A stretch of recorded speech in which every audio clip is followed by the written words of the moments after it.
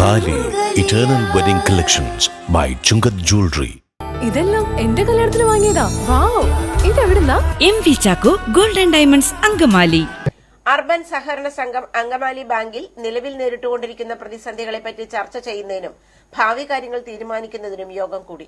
അങ്കമാലി CSIയിൽ കൂടിയ നിക്ഷേപക സംഗമത്തിൽ 148 അംഗ പ്രതിനിധികൾ പങ്കെടുത്തു.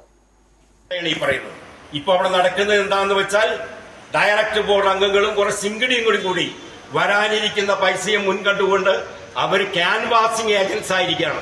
നിങ്ങൾക്ക് 15 ലക്ഷം ഉണ്ടെങ്കിൽ ഇത്ര % എനിക്ക് ഞാൻ മേടിച്ചു തന്നേക്കാം. ഇങ്ങനെ ഒരു ക്യാൻവാസിംഗ് ആണ് അവിടെ നടക്കുന്നത്. അങ്ങനെ നോക്കുമ്പോൾ എന്റെ 2 ദിവസത്തെ അന്വേഷണത്തിൽ എനിക്ക് മനസ്സിലായി അവിടുത്തെ ഡയറക്ട് ബോർഡ് അംഗങ്ങളും അവരുടെ വീട്ടുകാരും അവരുടെ സ്റ്റാഫും അവരുടെ സിംഗടിയും കൂടി എടുത്തിരിക്കുന്നത് 48 കോടി രൂപ കൂടുതലുണ്ട്. പിന്നെ പുറത്തു വരാനിരിക്കുന്നു. ആ അവസ്ഥയിൽ നമ്മുടെ നിക്ഷേപത്തിന്റെ സ്ഥിതി നിങ്ങളൊന്ന് ആലോചിക്കും.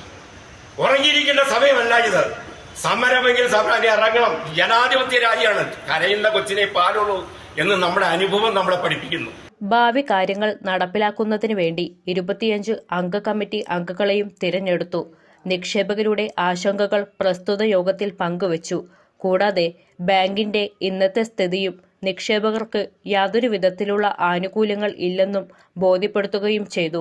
കാലങ്ങളായി മെച്യൂരിറ്റി വന്ന ഡെപ്പോസിറ്റ് മടക്കി കൊടുക്കാനോ ഡെപ്പോസിറ്റുകൾക്കുള്ള ഇൻട്രസ്റ്റ് കൊടുക്കാനോ കഴിയാത്ത അവസ്ഥയാണ് ബാങ്കിനുള്ളത്.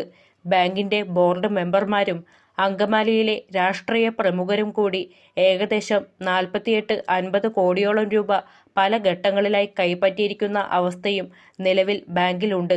ഇവർ ആരും തിരിച്ചടയ്ക്കാൻ തയ്യാറാവാത്ത സാഹചര്യത്തിൽ ബാങ്ക് വലിയ സാമ്പത്തിക പ്രതിസന്ധി നേരിട്ടുകൊണ്ടിരിക്കുകയാണ്. എറണാകുളം ജില്ലയിൽ നടന്ന ഏറ്റവും വലിയ ബാങ്ക് അഴിമതിയായി പ്രതിനിധികൾ ഇതിനെ ചൂണ്ടിക്കാട്ടി. നമ്മുടെ ആശയം തൂണും അയാളായിരുന്നു.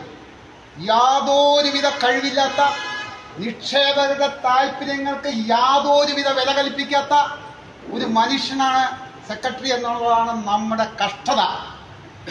ഈ ബോർഡ് മെമ്പറുകൾ ഞാൻ നിങ്ങളെ കാണിക്കാം, വെറുതെ പറയുന്നതല്ല. 3 കോടി രൂപ വായ്പ എടുത്ത ഒരു ബോർഡ് മെമ്പർ അവിടെ ഉണ്ടെന്ന് അയാൾ എൻ്റെ മുന്നിൽ സമ്മതിച്ച വ്യക്തിയാണ്. ഞാൻ ചോദിച്ചു, നിങ്ങൾ അത് കടലാസ് അയച്ചോ എന്ന് ചോദിച്ചു. എന്ന് പറഞ്ഞു. ഞങ്ങൾ അന്ന് 8-ാം തീയതി ബലം കയറ്റി വിടുമ്പോൾ ഞാൻ അയച്ചിട്ടില്ലെന്ന് പറഞ്ഞു.